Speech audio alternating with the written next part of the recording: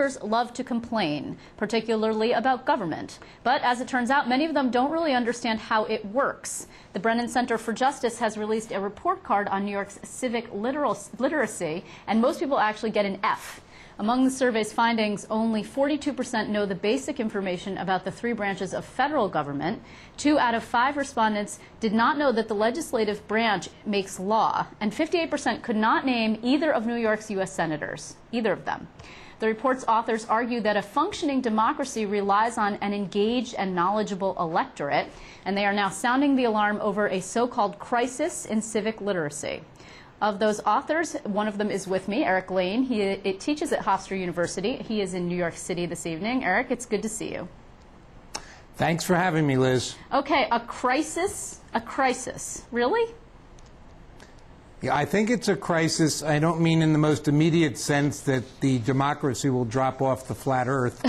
Good. But I think that democracy, by definition, requires an informed public to understand both the government and how it's intended to work so they can evaluate its workings. And also, you can't really, in an American democracy, understand what's happening in current events unless you understand the processes for governmental decision-making. So the more and more people that know, the less and less they turn over responsibility for governance to fewer and fewer people.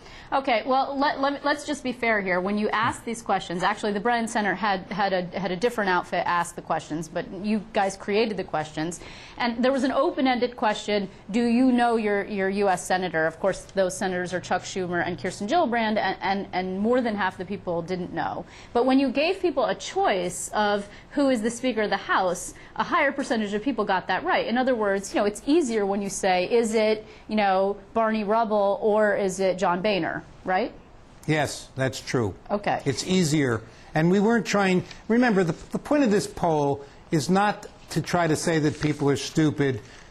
This has nothing to do with this issue. The issue here, I mean, civic knowledge is not in the DNA of people. It has to be taught to people. Right. And the major issue that we are drawing attention to is that the schools have basically stopped doing it, and that's reflected in the public at large. Okay, you know, here's the thing, though, and I'm just going to play devil's advocate for a second. Donald Trump, okay, you're laughing. Yes. He's getting this incredible amount of press. I would say most people know who he is, in part because he's a reality TV star on The Apprentice. And he's asked a question in a Time interview, does he even know how many members of Congress there are? And here's what he said. Right. I don't want to answer your questions because this isn't a history class. You could get some stiff that knows every one of those answers but is incapable of governing. What's your reaction to that?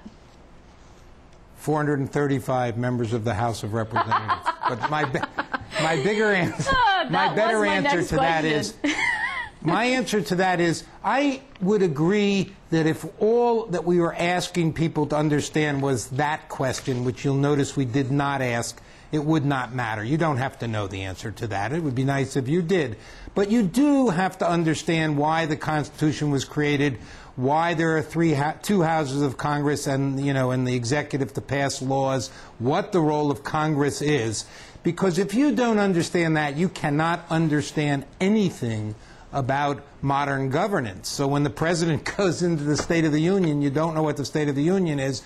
You don't know what the Sputnik moment is that he refers to. You don't know who the Congress is. You don't know who the administrators are or what the function of the administration is. And you don't know what the Justice of the Supreme Court is. That's a far different commentary on the American public and the ability to maintain a vigorous democracy than is whether you know how many members of Congress there are. So you preempted me because I was going to ask you that question, and I did warn you that there was going to be a quiz before we got on the air, so I think... Well, so far I got an A, right? So far you're getting an A. I actually... And don't have your producer ask me any sneaky questions in your ear. I won't, but here's the thing. I actually had to look that up. I had to look it up because I'm not so, you know, certain, and I don't cover D.C. But also, I forgot that there are 5 non-voting delegates. I mean, I forgot about that. But they don't vote. No, right. They don't. But you know, the important thing is that you do know that there are 2 branches. You do know that for a bill to pass, there's got to be compromise because, you know, you have to get a consensus of both houses. You do know that there has to be an executive to sign it. You do know that if he doesn't sign it, it takes a higher majority. These are the critical things to understand, not, you know, whether or not it's 435 or 60 or whatever that is. That's easy to look up in the modern world. But the processes of democracy. Let me give you a perfect example. So the filibuster in the last couple of years has been mentioned by the media, I don't know, 50,000 times. A lot. The Senate, no bill can pass without 60 votes. Why 60 votes? That's the cloture number necessary to cut off a filibuster. Right. This is critical to understand. Take a look at our report. It's something like, a very low percentage of people know what a filibuster is. So that's not their fault. That's the fault of those people responsible for educating people as to how our government operates. Okay, we need to do that. Okay, so what you're arguing is that we need to educate people, that we need, it's like a clarion call for bringing back Government 101, if you will. I mean, personally, I think we should bring back Schoolhouse Rock. I don't know why we don't have that. That's how I know how a bill becomes a law. And I'm not joking.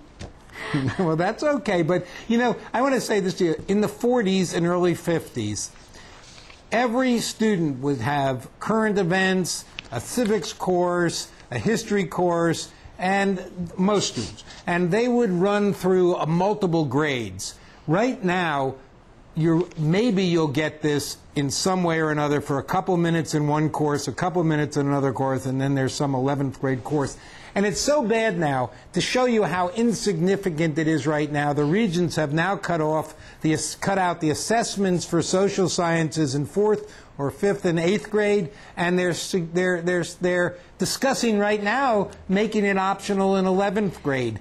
And if we get rid of those tests, it'll never be taught, because in the modern environment, no testing, no teaching. Okay, but Eric, I mean, when you referenced this before, the president said that this was a Sputnik moment, that the U.S. is losing ground to India and China and any other developing nations that are really eating our lunch when it comes to math and science. And as a result, he wants to hire 100,000 teachers to focus on those really critical areas. And people who are viewing are we're preaching to the choir here. I gotta tell you, most people who are watching a show about politics are probably saying, yeah, more politics, bring it, civics, love it. But really, I mean, in the vast scheme of things, don't we need more scientists? I mean, do we really need more people? No, not in the vast scheme of things. Okay. I'm sorry. I didn't let you finish. No, go ahead. So, do we need more scientists? Absolutely. Do we need people to be literate? Absolutely. But the moral obligation, as Amy Gutman, the president of University of Pennsylvania, said, and the founding reason for public school is civic education. So, no, we don't need an industrial educated state where nobody participates in the political processes but people have jobs. No, I don't think we need that. I think we need our democracy in the first instance. And I actually think that on the trend we're in with respect to civic literacy, we put our democracy at risk. So if you're asking me, do we need people to write and read and know math? Of course. But if you're asking me whether I would give that up for civic literacy, the answer is absolutely not. Okay, and just imparting, because we're going to run out of time here, but I think that this is crucial. You did write an op-ed in the Daily News, I believe it appears today, and you say that this is a great opportunity for the governor, Governor Cuomo that is, because he has a pledge to clean up Albany, and you say, if the people don't know or care about their government, how can they ever truly repair it? So when you make headway with this governor on that particular statewide, study, you let us know. I definitely will, and to what you just said, I just said amen. Okay. Eric Lane of the Brennan Center, also Hofstra University, thanks for joining us. I appreciate it.